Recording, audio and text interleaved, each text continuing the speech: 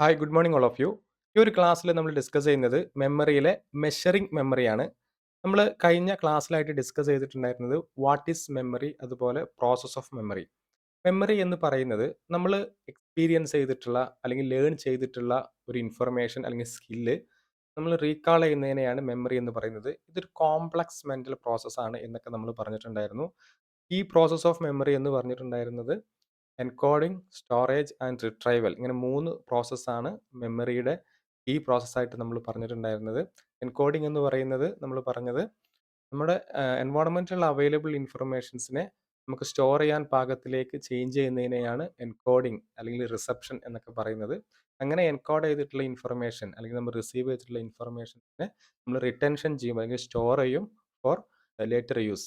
അതിനുശേഷം നമ്മൾ എന്ത് ചെയ്യാണ്, ഒരു ഗുഡ് മെമ്മറി എന്നൊക്കെ പറയുന്നത് നമുക്ക് ആവശ്യമുള്ള സാഹചര്യങ്ങളിൽ അല്ലെങ്കിൽ ലേറ്റർ ലൈഫിൽ മറ്റൊരു സാഹചര്യത്തിൽ നമുക്ക് അവൈലബിൾ ആയിട്ടുള്ള ഇൻഫർമേഷൻസിനെ നമ്മുടെ അവയർനെസ്സിലേക്ക് എത്തിക്കുന്നതിനെയാണ് നമ്മൾ റീട്രൈവൽ എന്ന് പറഞ്ഞിട്ടുണ്ടായിരുന്നത്. അപ്പോൾ ഒരു മെമ്മറി എന്ന് പറയുന്നത് എക്സ്പീരിയൻസിനെ എൻകോഡ് ചെയ്യുകയും റിട്ടൻഷൻ അല്ലെങ്കിൽ സ്റ്റോർ ചെയ്യുകയും ലേറ്റർ ലൈഫിൽ അതിനെ റീട്രൈവ് ചെയ്യുകയും അല്ലെങ്കിൽ റീകാൾ ചെയ്യുകയും ചെയ്യുന്ന ഒരു കോംപ്ലക്സ് മെൻ്റൽ പ്രോസസ്സിനെയാണ് നമ്മൾ മെമ്മറി എന്നുകൊണ്ട് പറഞ്ഞിട്ടുണ്ടായിരുന്നത്. ഈ ക്ലാസ്സിൽ വളരെ ഇമ്പോർട്ടൻ്റ് ആയിട്ടുള്ള ടോപ്പിക്കാണ് മെഷറിംഗ് മെമ്മറി. പ്രധാനമായിട്ടും റീകാൾ, റെക്കഗ്നീഷൻ ആൻഡ് റീലേണിംഗ് എന്നുള്ള 3 മെത്തേഡ്സുകൾ, മെമ്മറി മെഷർ ചെയ്യുന്നതിൻ്റെ 3 മെത്തേഡ്സുകളാണ് നമ്മൾ ഡിസ്കസ് ചെയ്യുന്നത്.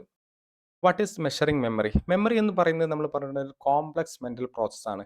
മെഷറിംഗ് മെമ്മറി എന്ന് പറയുന്നത് എത്രത്തോളം ഒരു ഹ്യൂമൻ മെമ്മറി സിസ്റ്റത്തിൽ എക്സ്പീരിയൻസ് അല്ലെങ്കിൽ ലേണഡ് ആയിട്ടുള്ള ഇൻഫോർമേഷൻസ് എൻകോഡ് ചെയ്തിട്ടുണ്ട്, സ്റ്റോർ ചെയ്തിട്ടുണ്ട്, അല്ലെങ്കിൽ റിട്രൈവ് ചെയ്യപ്പെടാൻ പറ്റുന്നുണ്ട് എന്ന് നമ്മൾ അസസ് ചെയ്യുന്നതിനെയാണ് മെഷറിംഗ് മെമ്മറി എന്ന് പറയുന്നത്. Measuring memory is the process of assessing how well information is encoded, stored and retrieved in the human memory system.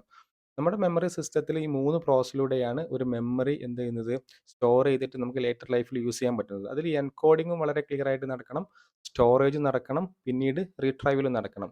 ഏതെങ്കിലും ഒരു പ്രോസസ്സിൽ ഫെയിലിയർ സംഭവിക്കുകയാണെങ്കിൽ അല്ലെങ്കിൽ കൃത്യമായിട്ട് പ്രോസസ്സ് നടന്നില്ല എന്നെങ്കിൽ നമുക്ക് റീകാൾ അല്ലെങ്കിൽ റീട്രൈവൽ ബുദ്ധിമുട്ടാവും. എൻകോഡഡ് അല്ലെങ്കിൽ റിസപ്ഷനിൽ കൃത്യമായിരിക്കണം, അത് കൃത്യമായിട്ട് ലൊക്കേറ്റ് ചെയ്യാൻ പറ്റണം അല്ലെങ്കിൽ സ്റ്റോർ ചെയ്യണം.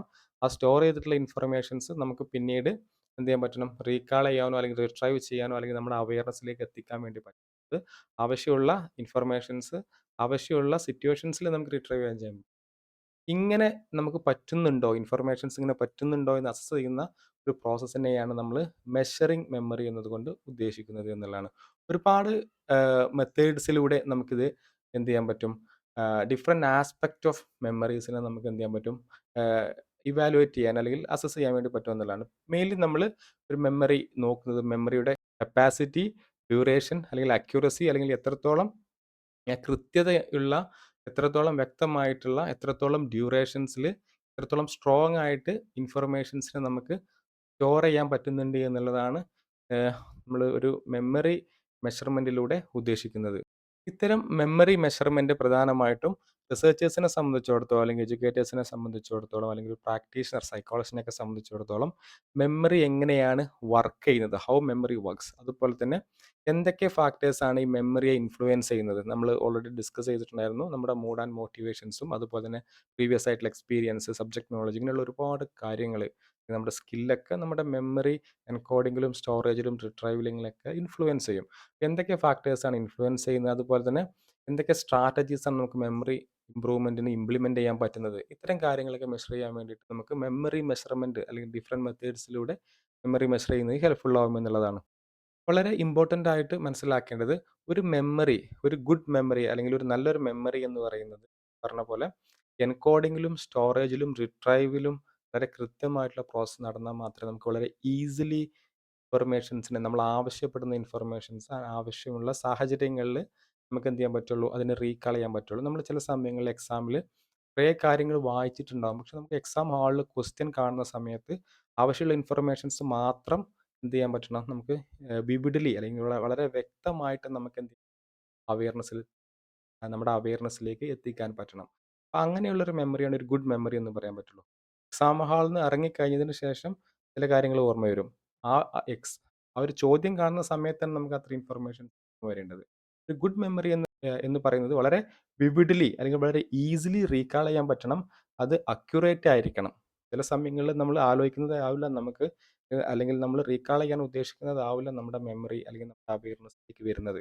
നമ്മൾ ഇന്റൻഷനോട് കൂടി അല്ലെങ്കിൽ നമ്മൾ എന്താണോ ആഗ്രഹിക്കുന്നത് അത് അക്യുറേറ്റ് ആയിട്ട് ആ കൃത്യസമയത്ത് നമുക്ക് എന്ത് ചെയ്യാൻ പറ്റണം, റീകാൾ ചെയ്യാൻ പറ്റുന്ന ഒരു മെമ്മറിയാണ് ഒരു ഗുഡ് മെമ്മറി എന്ന് പറയാൻ പറ്റുള്ളൂ. അപ്പോൾ കൃത്യമായിട്ട് എൻകോഡ് ചെയ്തിട്ടുള്ള അല്ലെങ്കിൽ റിസീവ് ചെയ്തിട്ടുള്ള ഒരു കാര്യം കൃത്യമായിട്ട് ട്രാൻസ്ഫോർമേഷൻ നടന്നിട്ടുണ്ടെങ്കിൽ, കൃത്യമായിട്ട് ഇൻഫോർമേഷൻസിനെ സ്റ്റോർ ചെയ്തിട്ടുണ്ടെങ്കിൽ, ഓർഗനൈസ് ചെയ്തിട്ട് നമ്മൾ സ്റ്റോർ ചെയ്തിട്ടുണ്ടെങ്കിൽ, നമ്മൾ കൃത്യമായിട്ട് റീകാൾ ചെയ്യാൻ വേണ്ടിയിട്ട് നമ്മളെ ഹെൽപ്പ് ചെയ്യുമെന്നുള്ളതാണ്. അപ്പോൾ എല്ലാ പ്രോസസ്സും എൻകോഡിങ്ങും സ്റ്റോറേജും റിട്രൈവലും കൃത്യമായിട്ട് സംഭവിച്ചാൽ മാത്രമേ നമുക്ക് എന്ത് ചെയ്യാൻ പറ്റുള്ളൂ, ഒരു മെമ്മറി ഒരു നല്ല മെമ്മറിയാണ്, ഒരു ഗുഡ് മെമ്മറി എന്ന് പറയാൻ പറ്റുള്ളൂ. അതിൽ ഈ പറഞ്ഞ പോലെ ഇൻഫർമേഷൻ വ്യക്തമായിരിക്കണം, വിവിഡ ആയിരിക്കണം. നമുക്ക് ഇൻഫർമേഷൻസിൽ കൺഫ്യൂഷൻസ് ഉണ്ടാവാൻ വേണ്ടി പാടില്ല. ഒപ്പം തന്നെ ഈസിലി റീകാൾ ചെയ്യാൻ പറ്റണം. ചില സമയത്ത് നമ്മൾ കുറേ സമയം ബുദ്ധിമുട്ടിച്ചായിരുന്നു റീകാൾ ചെയ്യുന്നത്. അല്ലെങ്കിൽ നമുക്ക് അവയർനെസ്സിലേക്ക് എത്തിക്കുന്നത്. അപ്പോൾ അതൊരു നല്ല മെമ്മറി അല്ല. ഒപ്പം തന്നെ കൃത്യമായിരിക്കണം എന്നുള്ളതാണ്. 3 പ്രധാനപ്പെട്ട മെത്തേഡ്സ് ഫോർ മെഷറിംഗ് മെമ്മറി അല്ലെങ്കിൽ മെമ്മറി മെഷർ ചെയ്യാൻ വേണ്ടി ഉപയോഗിക്കുന്ന 3 പ്രധാനപ്പെട്ട മെത്തേഡ്സ് എന്ന് പറയുന്നത് ഒന്ന് റീകാൾ, അതുപോലെ റെക്കഗ്നിഷൻ ആൻഡ് റീലേണിംഗ്. ഈ 3 മെത്തേഡ്സിലൂടെയാണ് നമുക്ക് മെമ്മറി എത്രത്തോളം ഇഫക്റ്റീവ് ആയിട്ട് അല്ലെങ്കിൽ എത്രത്തോളം ഒരു എക്സ്പീരിയൻസ് വെല്ലായിട്ട് എൻകോഡ് ചെയ്യപ്പെടുന്നുണ്ട്, അതുപോലെ തന്നെ സ്റ്റോർ ചെയ്യപ്പെടുന്നുണ്ട്, റിട്രൈവ് ചെയ്യപ്പെട്ടിട്ടുണ്ട് എന്ന് നമുക്ക് മനസ്സിലാക്കുന്നത്. ഫസ്റ്റ് നമ്മൾ ഡിസ്കസ് ചെയ്യുന്നത് വാട്ട് ഈസ് റീകാൾ എന്നുള്ളതാണ്. Recall is a memory measure that involves retrieving information from the memory without any external cues. നമുക്ക് പ്രത്യേകിച്ച് എക്സ്റ്റേണൽ ക്യൂസ് അല്ലെങ്കിൽ ഹിൻസ് ഒന്നും ഇല്ലാതെ ഒരു മെമ്മറി നമുക്ക് എത്രത്തോളം ഇൻഫർമേഷൻസ് നമുക്ക് റീട്രൈവ് ചെയ്യപ്പെടുന്നുണ്ട് എന്നുള്ളതാണ് റീകാൾ എന്നുകൊണ്ട് ഉദ്ദേശിക്കുന്നത്. അഥവാ ഒരു വ്യക്തി വളരെ ഇൻഡിപെൻഡൻ്റ് ആയിട്ട് അല്ലെങ്കിൽ ഇൻഫർമേഷൻസിനെ വളരെ സ്വതന്ത്രമായിട്ട് അവരുടെ അവയർനെസ്സിലേക്ക് അല്ലെങ്കിൽ ആവശ്യമുള്ള ഇൻഫർമേഷൻസിനെ അവരുടെ അവയർനെസ്സിലേക്ക് റിട്രൈവ് ചെയ്യാൻ പറ്റുന്നുണ്ടെങ്കിൽ അത് റീകാൾ ആണ് എന്നുള്ളത്. അതൊരു മെമ്മറിയുടെ സ്ട്രെങ്ത്തിനെയാണ് സൂചിപ്പിക്കുന്നത്. അവിടെ നമുക്ക് എക്സ്റ്റേണൽ സപ്പോർട്ടോ അല്ലെങ്കിൽ ഒരു ഓപ്ഷൻസ് ഒന്നുമില്ല. ഇങ്ങനെ ഓപ്ഷൻസ് ഒന്നും ഇല്ലാതെ നമുക്ക് എന്ത് ചെയ്യാൻ പറ്റുന്നുണ്ട്, നമുക്ക് റിട്രൈവ് ചെയ്യാൻ പറ്റുന്ന കണ്ടീഷൻസിനെയാണെങ്കിൽ അത്തരം മെമ്മറി മെഷർമെൻ്റ് ആണ് റീകാൾ എന്ന് പറയുന്നത്. ഫോർ എക്സാമ്പിൾ നിങ്ങളുടെ യൂണിവേഴ്സിറ്റി എക്സാമിനേഷന് ഒരു എസ്എ ക്വസ്റ്റ്യൻ നിങ്ങളോട് ചോദിക്കുകയാണ്, അല്ലെങ്കിൽ ഒരു ഓപ്പൺ എൻഡഡ് ആയിട്ടുള്ള ക്വസ്റ്റ്യൻ നിങ്ങളോട് ചോദിക്കുകയാണെങ്കിൽ അത് ഈ റീകാളിന് ഒരു എക്സാമ്പിളാണ്. അല്ലെങ്കിൽ നമ്മളോട് ഒരു വ്യക്തിയുടെ പേര് ചോദിക്കുക, അല്ലെങ്കിൽ ഇന്ത്യ സ്വതന്ത്രമായത് എന്നാണ്, പ്രത്യേകിച്ച് ഓപ്ഷൻ ഒന്നും തരാതെ നമ്മളോട് അങ്ങനെ ഒരു ക്വസ്റ്റ്യൻ ചോദിക്കുകയാണ്. അല്ലെങ്കിൽ സൈക്കോളജിയുടെ ഫാദർ ആരാണ്, അല്ലെങ്കിൽ ഏതൊക്കെയാണ് സ്കൂൾസ് ഓഫ് സൈക്കോളജികളാണ് ഉള്ളത്, അല്ലെങ്കിൽ ബിഹേവിയർസത്തെക്കുറിച്ച് എക്സ്പ്ലെയിൻ ചെയ്യാൻ വേണ്ടി പറയുക. ഇതൊക്കെ നമ്മുടെ റീകാളാണ്. അഥവാ നമുക്ക് പ്രത്യേകിച്ച് എക്സ്റ്റേണൽ ക്യൂസ് ഒന്നും തരാതെ വളരെ ഇൻഡിപെൻഡൻ്റ് ആയിട്ട് നമ്മൾ എൻകോഡ് ചെയ്യപ്പെട്ടിട്ട് അല്ലെങ്കിൽ സ്റ്റോർ ചെയ്യപ്പെട്ടിട്ടുള്ള ഇൻഫർമേഷൻസിനെ നമ്മൾ എന്ത് ചെയ്യാണ്, റിട്രൈവ് ചെയ്തെടുക്കുന്നതാണ് റീകാൾ എന്ന് പറയുന്നത്. അല്ലെങ്കിൽ ഏതെങ്കിലും ഒരു പാട്ട് നമ്മളോട് ഓർക്കാൻ പറയുകയാണ്. ഇതൊക്കെ എന്താണ്, നമ്മൾ കംപ്ലീറ്റ്ലി ഇൻഡിപെൻഡൻ്റ് ആയിട്ട് അല്ലെങ്കിൽ സ്വതന്ത്രമായിട്ട് ഒരു ഓപ്ഷൻസ് ഒന്നും അവിടെ ഇല്ല, ഓപ്ഷൻസ് ഒന്നും തരാതെ നമ്മളോട് എന്താണ് കംപ്ലീറ്റ്ലി വളരെ സ്വതന്ത്രമായിട്ട് നമ്മളോട് റിട്രീവ് ചെയ്തെടുക്കാൻ പറയുന്നതിനെയാണ് റീകാൾ എന്ന് പറയുന്നത്. പ്രധാനമായിട്ടും 3 ടൈപ്സ് ഓഫ് റീകാൾ ഉണ്ട്. അതിലൊന്ന് free recall, serial recall and cured recall എന്ന് പറയും. ഫ്രീ റീകാൾ എന്ന് പറയുന്നത് ഒരു സ്പെസിഫിക് ഓർഡറിൽ അല്ലാതെ എനി ഓർഡറിൽ നമ്മൾ എൻകോഡ് ചെയ്യപ്പെട്ടിട്ടുള്ള അല്ലെങ്കിൽ സ്റ്റോർ ചെയ്യപ്പെട്ടിട്ടുള്ള ഇൻഫർമേഷൻസിനെ റിട്രൈവ് ചെയ്യുന്നതാണ് ഫ്രീ റീകാൾ എന്ന് പറയുന്നത്. ഫോർ എക്സാമ്പിൾ യൂറോപ്പിലെ എല്ലാ രാജ്യങ്ങളുടെയും നെയിമുകൾ നമുക്ക് ഓർമ്മ വരുന്ന രീതിയിൽ അല്ലെങ്കിൽ എന്താണോ ഫസ്റ്റ് ഓർമ്മ വരുന്നത് ആ ഓർഡറിൽ നമ്മളോട് എന്ത് ചെയ്യാൻ പറയാണ്, റിട്രൈവ് ചെയ്യാൻ പറയുന്നത്. അതൊരു ഫ്രീ റീകാൾ ആണ്. അല്ലെങ്കിൽ നമ്മളോട് പറയാണ് നിങ്ങൾക്ക് അറിയുന്ന സ്കൂൾസ് ഓഫ് സൈക്കോളജി അല്ലെങ്കിൽ സ്കൂൾസ് ഓഫ് തോട്ട് സൈക്കോളജിയിലുള്ള മേജർ അപ്രോച്ചസ് നിങ്ങളോട് റീകാൾ ചെയ്യാൻ പറയാണ്. അത് ഫസ്റ്റ് ഉണ്ടായത് ഫസ്റ്റ് വേണമെന്നില്ല, എനി ഓർഡറിൽ നിങ്ങളുടെ ഇഷ്ടമുള്ള ഓർഡറിൽ നിങ്ങൾക്ക് എന്ത് ചെയ്യാൻ പറയാണ്, ഇങ്ങോട്ട് റിട്രൈവ് ചെയ്തെടുക്കാൻ പറയുന്നത് അതൊരു ഫ്രീ റീകാൾ മെത്തേഡാണ് എന്നുള്ളതാണ്. സീരിയൽ റീകാൾ എന്ന് പറയുന്നത് ഒരു സ്പെസിഫിക് ആയിട്ടുള്ള ഒരു അല്ലെങ്കിൽ ഒരു ഗിവൺ ഓർഡറിൽ ഒരു സീക്വൻസിൽ നിങ്ങളോട് റിട്രൈവ് ചെയ്തെടുക്കാൻ പറയുന്നതിനെയാണ് സീരിയൽ റീകാൾ എന്ന് പറയുന്നത്. ഫോർ എക്സാമ്പിൾ നമ്മൾ ഈ പറഞ്ഞ പോലെ ആൽഫബറ്റിക് ഓർഡർ, ആൽഫബറ്റ്സ് ഒക്കെ നമ്മൾ ഈ എ ടു സെഡ് എന്ന് പറയുന്നത് നമ്മളോട് റിട്രൈവ് ചെയ്തെടുക്കാൻ പറയുന്നത് എ കഴിഞ്ഞ ബി വരണം, ബി കഴിഞ്ഞ സി വരണം. നമുക്ക് ഇഷ്ടമുള്ള ഏതെങ്കിലും ഓർഡറിലല്ല റിട്രൈവ് ചെയ്തെടുക്കാൻ പറ്റും. അത് കുറച്ചുകൂടി അല്ലെങ്കിൽ ഫ്രീ റീകാളിനേക്കാൾ ഒന്നുകൂടി ഡിഫിക്കൽട്ടി ആയിട്ടുള്ള ഒരു രീതിയാണ് സീരിയൽ റീകാൾ എന്ന് പറയുന്നത്. അത് ഏതെങ്കിലും ഇൻഫർമേഷൻസ് എല്ലാം ആ ഒരു സ്പെസിഫിക് ഓർഡറിൽ തന്നെ വേണം. അല്ലെങ്കിൽ ഞാൻ പറയുകയാണ് സ്കൂൾസ് ഓഫ് സൈക്കോളജി ആദ്യം ഡെവലപ്പ് ചെയ്ത അതിൻ്റെ ഒരു ക്രൊണോളജിക്കൽ ഓർഡറിൽ നിങ്ങളോട് ഞാൻ റിട്രൈവ് ചെയ്ത് പറയുകയാണെങ്കിൽ അതൊരു സീരിയൽ റീകാൾ ആണ്. അപ്പോൾ അതുപോലെ തന്നെ ഹ്യൂഡ് റീകാൾ എന്ന് പറയുന്നത് എന്തെങ്കിലും ഒരു ഹിൻഡ് കിട്ടിയാൽ മറ്റ് ഇൻഫർമേഷൻസ് ഓർമ്മ വരുന്നതിനെയാണ് ഹ്യൂഡ് റീകാൾ എന്ന് പറയുന്നത്. അപ്പോൾ എന്താണോ ഓർക്കേണ്ടത് അത് നമ്മളോട് പറയില്ല, പകരം അതുമായി റിലേറ്റ് ചെയ്യപ്പെട്ടിട്ടുള്ള മറ്റൊരു പേര് നമ്മോട് പറയും. ഇപ്പം നമ്മൾ ഏതെങ്കിലും ഒരു സിനിമയുടെ പേര് ഏതെങ്കിലും ആക്ടറിനെ ഓർക്കുമ്പോൾ അല്ലെങ്കിൽ ഒരു ആക്ടറിനെ ഓർക്കുമ്പോൾ ഏതെങ്കിലും ഒരു സിനിമയുടെ പേര് നമുക്ക് ഓർമ്മ വരുന്നതൊക്കെ വ്യൂഡ് റീകാളാണ്. എന്താണോ റീകാൾ ചെയ്യപ്പെടേണ്ടത് അതുമായി റിലേറ്റ് ചെയ്തിട്ടുള്ള വേറൊരു ഇൻഫർമേഷൻസ് നമുക്ക് തന്നിട്ട് അതിൽ നിന്ന് എന്ത് ചെയ്യാൻ വേണം, ആ ഒരു ഹിൻസിൽ നിന്ന് നമുക്ക് ഇൻഫർമേഷൻസ് റീട്രൈവ് ചെയ്യുന്നതിനാണ് വ്യൂഡ് റീകാൾ എന്ന് പറയുന്നത്. ഇങ്ങനെ 3 ടൈപ്സ് ഓഫ് റീകാൾ ആണ് ഇതിൽ പറയുന്നത് എന്നാണ്. ഇങ്ങനെ നമുക്ക് എന്ത് ചെയ്യാൻ പറ്റും, നമ്മൾ ഏതെങ്കിലും ഒരു ഇൻഫർമേഷൻസ് അല്ലെങ്കിൽ നമ്മൾ പഠിച്ചിട്ടുള്ള ഒരു കാര്യം, എക്സ്പീരിയൻസ് ചെയ്തിട്ടുള്ള ഒരു കാര്യം നമ്മളോട് എന്താണ് റിട്രൈവ് ചെയ്യാൻ ഫ്രീ റീകാളിലൂടെയോ അല്ലെങ്കിൽ സീരിയൽ റീകാളിലൂടെയോ അല്ലെങ്കിൽ എന്തെങ്കിലും ഹിൻസ് തന്നിട്ട് അതിൽ നിന്ന് റീകാൾ ചെയ്യപ്പെടുകയോ ചെയ്യുന്നതിലൂടെ എത്രത്തോളം ഈസിലി അല്ലെങ്കിൽ എത്രത്തോളം സ്ട്രോങ് ആയിട്ട്, എത്രത്തോളം വിവിഡ്ലി, എത്രത്തോളം അക്യുറേറ്റ്ലി ഒരു ഇൻഫർമേഷൻ നമുക്ക് റീകാൾ ചെയ്യാൻ പറ്റും എന്നതിൻ്റെ അടിസ്ഥാനത്തിൽ നമുക്ക് എന്ത് ചെയ്യാൻ പറ്റും, മെമ്മറി എത്രത്തോളം നല്ല രീതിയിൽ എൻകോഡ് ചെയ്യപ്പെട്ടിട്ടുണ്ട്, സ്റ്റോർ ചെയ്യപ്പെട്ടിട്ടുണ്ട്, റിട്രൈവ് ചെയ്യപ്പെട്ടിട്ടുണ്ട് ആക്കാൻ വേണ്ടി ഉള്ളതാണ്. ഇത് കുറേ കൂടി പറയുന്നത് free recall and serial recall, ഇതിനെ രണ്ടും നമ്മൾ കമ്പയർ ചെയ്യുമ്പോൾ ഫ്രീ റീകാൾ എന്ന് കുറേ കൂടി ഈസി ആയിരിക്കും, സീരിയൽ റീകാൾ കുറേ കൂടി ഡിഫിക്കൽട്ട് ആയിരിക്കും. അപ്പോൾ കാരണം ഫ്രീ റീകാൾ എന്ന് പറഞ്ഞാൽ എന്താണോ നമുക്ക് ഓർമ്മ വരുന്നത് അതൊക്കെ പറയാൻ വേണ്ടി പറ്റും, അതൊക്കെ റിട്രൈവ് ചെയ്യാൻ എടുക്കാൻ പറ്റും. സീരിയൽ റീകാളിനെ സംബന്ധിച്ചിടത്തോളം ഓർമ്മ വരുന്നതൊക്കെ വേണ്ടി പറയാൻ പറ്റില്ല, നമ്മളതിൻ്റെ ഓർഡർ ഒരു സ്പെസിഫിക് സീക്വൻസിൽ മാത്രമേ വേണ്ടി പറയാൻ പറ്റുള്ളൂ എന്നുള്ളതാണ്.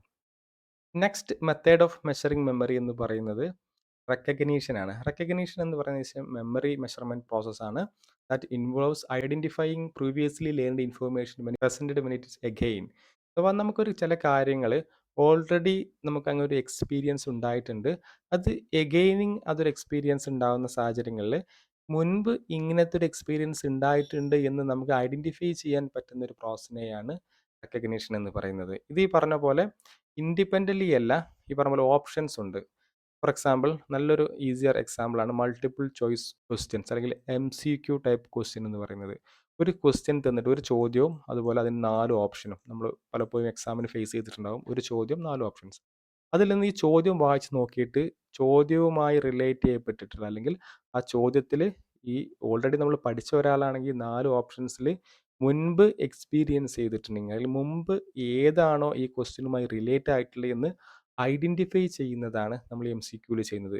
അത് ഫുള്ളി നമ്മൾ ഇൻഡിപെൻഡൻ്റ്ലി റീകാൾ ചെയ്തെടുക്കുന്നതല്ല, ബട്ട് ഓപ്ഷൻസ് ഉണ്ട്, ഓപ്ഷൻസിൽ നിന്ന് നമ്മൾ ഐഡൻറ്റിഫൈ ചെയ്യാണ് വേണ്ടത്. അങ്ങനെ ഐഡൻറ്റിഫൈ ചെയ്യുന്നതാണ് റെക്കഗ്നീഷൻ എന്ന് പറയുന്നത്. ഏറ്റവും റിലേറ്റ് ആയിട്ടുള്ള ഇൻഫർമേഷൻസിനെ മറ്റു ആൾട്ടർനേറ്റീവിൽ നിന്നും എന്ത് ചെയ്യണം, ഡിസ്റ്റിങ്വിഷ് ചെയ്യുക എന്നുള്ളതാണ് ഇവിടെ ഇതിൻ്റെ ഒരു മെമ്മറി പ്രോസസ് ആയിട്ട് വരുന്നത്.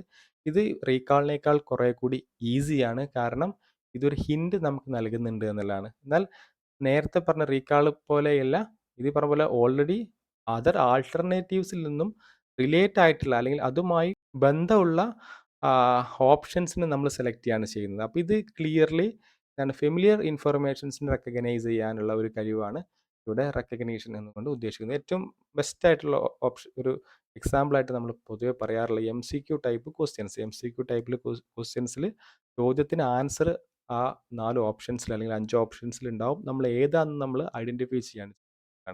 ഇപ്പം നമ്മോട് ചോദിക്കുകയാണ് who is the father of psychology എന്ന് പറയാം. എന്നിട്ട് നമുക്ക് ഫ്രോയിഡ് അല്ലെങ്കിൽ വില്യം വൂഡ് അല്ലെങ്കിൽ വില്യം ജെയിംസ് അതുപോലെ അബ്രഹാം മാസ്ലോ ഇങ്ങനെ 4 ഓപ്ഷൻ തരികയാണെങ്കിൽ വാട്ട് ഇസ് റൈറ്റ് ആൻസർ എന്നുള്ളത് നമ്മൾ ഇൻഡിപെൻഡൻ്റ്ലി നമ്മൾ എന്ത് ചെയ്യല്ല, അതിനെ റിട്രൈവ് ചെയ്തെടുക്കുന്നതല്ല. ആ ഓപ്ഷൻസിൽ നിന്ന് നമുക്ക് മുൻപ് പഠിച്ചൊരു കാര്യമാണെങ്കിൽ നമ്മൾ എന്ത് ചെയ്യാണ്, മുൻപ് ഇങ്ങനെ ഒരു എക്സ്പീരിയൻസ് ഉണ്ടായിട്ടുണ്ട് എന്നുള്ളത് നമ്മൾ ഐഡൻറ്റിഫൈ ചെയ്യാൻ അവിടെ ചെയ്യുന്നത്. അപ്പോൾ നമുക്ക് ഓൾറെഡി അറിയുന്ന ഒരു കാര്യത്തെ, മുൻപ് എക്സ്പീരിയൻസ് ചെയ്തൊരു കാര്യത്തെ നമ്മൾ എന്ത് ചെയ്യാണ്, അങ്ങനെ ആ ഇൻഫർമേഷൻസ് ഉണ്ടായിട്ടുണ്ട് എന്ന് ഐഡൻറ്റിഫൈ ചെയ്യുക മാത്രമാണ് ഇവിടെ ചെയ്യുന്നത്. അതുകൊണ്ട് തന്നെ ഇത് റീകാളിനേക്കാൾ കുറേ കൂടി ഈസി ആയിരിക്കും എന്നുള്ളതാണ്. മൂന്നാമത്തെ ഒരു മെത്തേഡായിട്ട് പറഞ്ഞത് റീലേണിംഗ് എന്നാണ്. സേവിങ്സ് മെത്തേഡ് എന്ന് കൂടി ഇതിനെ പറയും. നേരത്തെ പറഞ്ഞ റീകാൾ ആൻഡ് റെക്കഗ്നിഷൻ ഇതിൽ നിന്ന് വളരെ ഡിഫറെൻ്റ് ആയിട്ടുള്ള ഒരു മെത്തേഡാണ് റീലേണിംഗ് എന്ന് പറയുന്നത്. നമ്മൾ ഓൾറെഡി ലേൺ ചെയ്തിട്ടുള്ള ഒരു കാര്യം അല്ലെ, അല്ലെങ്കിൽ ഓൾറെഡി പഠിച്ചിട്ടുള്ള ഒരു കാര്യം പിന്നീട് അത് നമ്മൾ ഓൾറെഡി മറന്നുപോയി, നമ്മൾ പഠിച്ചു പിന്നെ മറന്നു, എഗെയിനിങ് അത് ലേൺ ചെയ്യുന്ന സമയത്ത് അതിനെ ഒറിജിനലായിട്ട് നമ്മൾ ലേൺ ചെയ്യാൻ എടുക്കുന്ന സമയത്തേക്കാൾ കുറച്ച് സമയം നമ്മൾ എഗെയിനിങ് അത് ലേണിങ്ങിന് വേണ്ടി എടുക്കുള്ളൂ. ഇതിനെയാണ് സേവിങ്സ് മെത്തേഡ് അല്ലെങ്കിൽ റീലേണിംഗ് എന്ന് പറയുന്നത്. ഇതിന് ഒരു ബെസ്റ്റ് എക്സാമ്പിളാണ്, നിങ്ങൾ ചിലപ്പോൾ എക്സാമിന് ഒരാഴ്ച മുമ്പ് 2 ആഴ്ച മുമ്പൊക്കെ ഒരു പാഠഭാഗം വായിച്ചു അല്ലെങ്കിൽ ഒരു ടോപ്പിക്കിനെ കുറിച്ച് നിങ്ങൾ വായിച്ചു. അതിനുശേഷം നിങ്ങൾ ഒരാഴ്ച കഴിഞ്ഞ് അല്ലെങ്കിൽ എക്സാമിന് ഒരു 3-4 ദിവസം മുൻപ് എഗെയിനിങ് ആ ഒരു ടോപ്പിക്ക് എഗെയിനിങ് വായിക്കുന്ന സമയത്ത് നിങ്ങൾ ഓൾറെഡി മറന്നു പോയിട്ടാണ്, ഒരാഴ്ച മുമ്പ് അല്ലെങ്കിൽ 2 ആഴ്ച മുമ്പ് ഒരു മാസം മുമ്പ് പഠിച്ച കാര്യം ചിലപ്പോൾ മറന്നു പോയിട്ടുണ്ടാവും. എന്നാലും നമുക്ക് ആ എഗെയിനിങ് അത് പഠിക്കാൻ ആദ്യം പഠിച്ച അത്ര തന്നെ സമയം വേണ്ടി വരില്ല. വളരെ ഈസി ആയിട്ട് നമുക്ക് പഠിക്കാൻ വേണ്ടി പറ്റും. മറ്റേത് 1 മണിക്കൂർ കൊണ്ട് പഠിച്ച കാര്യം നമുക്ക് വേണമെങ്കിൽ ഒരു 5 മിനിറ്റ് കൊണ്ട് വായിച്ച് നോക്കിക്കഴിഞ്ഞാൽ അത് മറന്നു പോയ ഇൻഫർമേഷൻ ആണെങ്കിലും നമുക്ക് എന്ത് ചെയ്യാൻ പറ്റും? നമുക്കത് ഈസിലി ലേൺ ചെയ്യാൻ പറ്റും. ഇതിനെയാണ് സിംപ്ലി റീലേണിംഗ് അല്ലെങ്കിൽ സേവിങ്സ് മെത്തേഡ് എന്ന് പറയുന്നത്. സേവിങ്സ് എന്ന് പറയുന്നത് മുൻപ് പഠിച്ച ചില ഇൻഫർമേഷൻസ് ഹിഡൻ ആയിട്ട് നമ്മൾ സ്റ്റോർ ആയിട്ടുണ്ടാവും.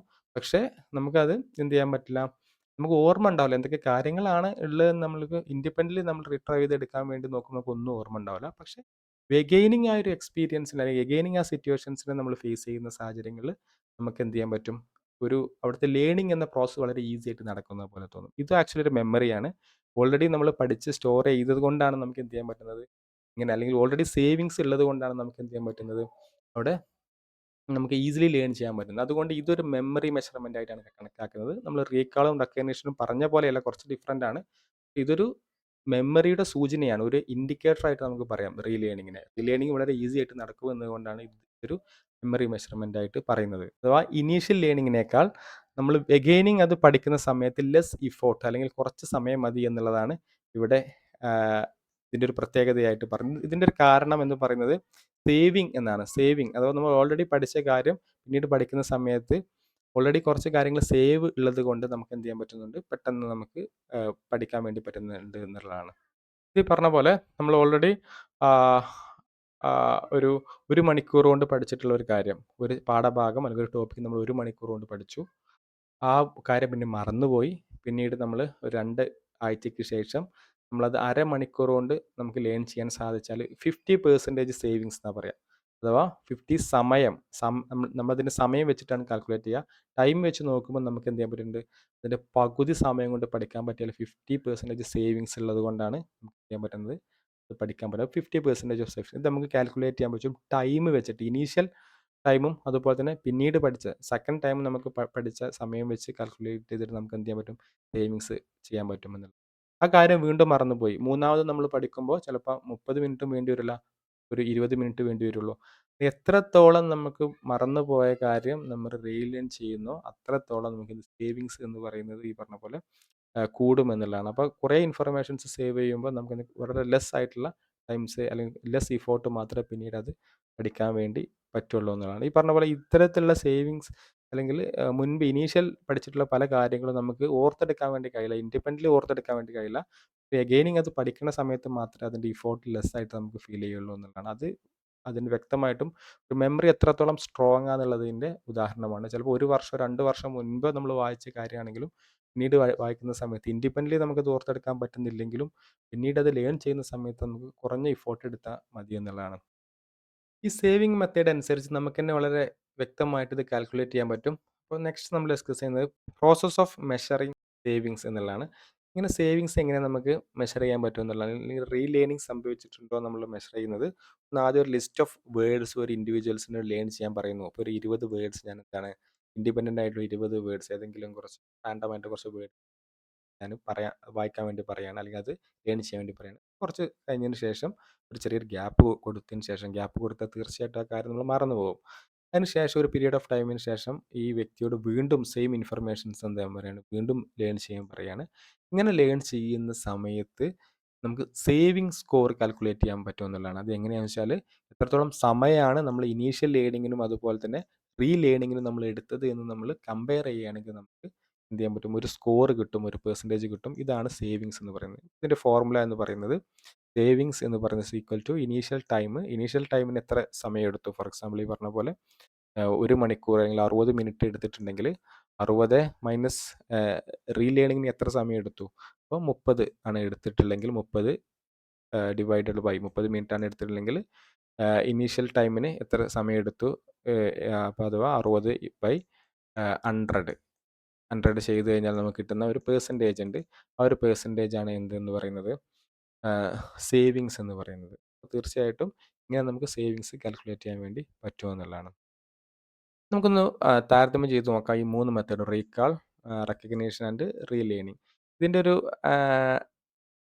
ഡെഫിനിഷൻ വൈസ് നമ്മൾ നോക്കുകയാണെങ്കിൽ വിത്തൗട്ട് എനി ഹിൻസ് എന്നുള്ളതാണ് റീകാൾ എന്ന് പറയുന്നത്. ഇത് ഫുള്ളി ഇൻഡിപെൻഡൻ്റ്ലി ഒരു വ്യക്തി എന്ത് ചെയ്യാണ്, റിട്രൈവ് ചെയ്തെടുക്കുന്നതിനെയാണ് നമ്മൾ റീകാൾ എന്ന് പറയുന്നത്. ഇത് റെക്കഗ്നീഷനിലേക്ക് പോകുമ്പോൾ identifying information from options already available ആയിട്ടുള്ള ഇൻഫർമേഷൻസിൽ അല്ലെങ്കിൽ ആൾട്ടർനേറ്റീവ്സിൽ നിന്ന് നമ്മൾ എന്ത് ചെയ്യാണ് അതിനെ റെക്കഗ്നൈസ് ചെയ്യുന്ന അല്ലെങ്കിൽ ഐഡൻറ്റിഫൈ ചെയ്യുന്ന പ്രോസസ്സാണ്.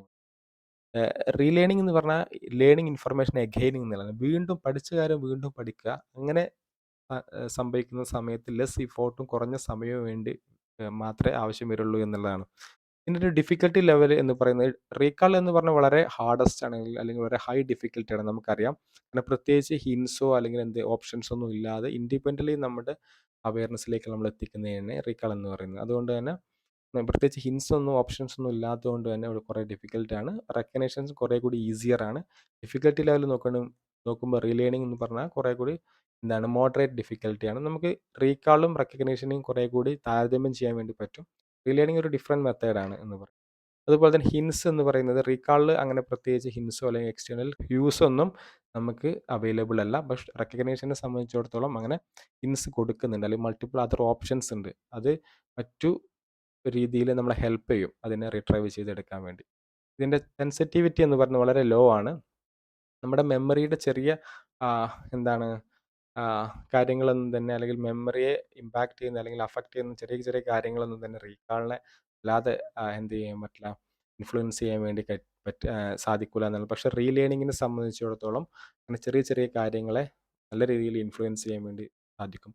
റീകാളിന് നല്ലൊരു എക്സാമ്പിൾ ഒരു എസ്സേ ക്വസ്റ്റ്യൻ ആണ്. ഞാൻ നേരത്തെ പറഞ്ഞ പോലെ സൈക്കോളജിയിൽ സ്കൂൾസ് ഓഫ് സൈക്കോളജിനെ കുറിച്ചൊരു എസ്സേ എഴുതാൻ പറയുന്നതോ ഇങ്ങനെയുള്ള ഒരു essay type of questions fully independently നമുക്ക് റീകാൾ ചെയ്യാൻ പറ്റുന്ന ക്വസ്റ്റ്യൻസാണ് പറയുന്നത്.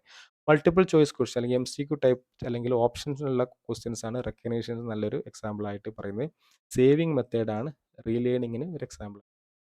ഈ മൂന്നും തമ്മിൽ എന്താണെന്ന് മനസ്സിലാക്കുക, എന്താണ് കൺസെപ്റ്റ് എന്താണെന്ന് മനസ്സിലാക്കുക, ഒപ്പം അതിൻ്റെ ഒരു എക്സാമ്പിൾ വെച്ചിട്ട് കൺസെപ്റ്റ് മനസ്സിലാക്കുന്ന സമയത്ത് വളരെ ഈസിയാണ്. വളരെ ഈസി ആയിട്ട് പറയാം. റീകാൾ എന്ന് പറയുന്നത് without any hints informations fully നമ്മൾ ഇൻഡിപെൻഡൻ്റ് നമ്മൾ റീകാൾ ചെയ്ത് അല്ലെങ്കിൽ റിട്രൈവ് ചെയ്തെടുക്കുന്നതിന് റീകാൾ എന്ന് പറയുന്നത് നമ്മളൊരു എസ്സേ ആൻസർ ചെയ്യുന്നത് അതിന് നല്ലൊരു എക്സാമ്പിളാണ്.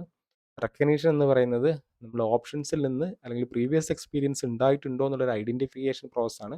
മൾട്ടിപ്പിൾ ചോയ്സ് അല്ലെങ്കിൽ MCQ ലെവലിലുള്ള ഒരു ചോദ്യം അതിന് നല്ലൊരു എക്സാമ്പിളാണ്. റീലേണിംഗ് എന്ന് പറഞ്ഞാൽ നമ്മൾ മുൻപ് പഠിച്ച കാര്യം ഇനീഷ്യൽ ലെവലും അല്ലെങ്കിൽ റീലേണിങ്ങും തമ്മിലുള്ള ഇഫോർട്ട് ആൻഡ് ഇഫോർട്ടും നോക്കുന്ന സമയത്ത് ലെസ് ഇഫോർട്ട് മാത്രമേ വേണ്ടി വരുള്ളൂ. അതൊരു സേവിങ്സ് ആണ്. ഇതാണ് റീലേണിംഗ് എന്ന് പറയുന്നത്. മെയിൻലി 3 മെത്തേഡ്സ് ഓഫ് മെഷർമെൻ്റ് ആണ് നമ്മൾ പഠിച്ചത്. നെക്സ്റ്റ് ക്ലാസ്സിൽ നമ്മൾ ഡിസ്കസ് ചെയ്യുന്നത് Atkinson and Shiffrin model of മെമ്മറിയാണ്. Thank U.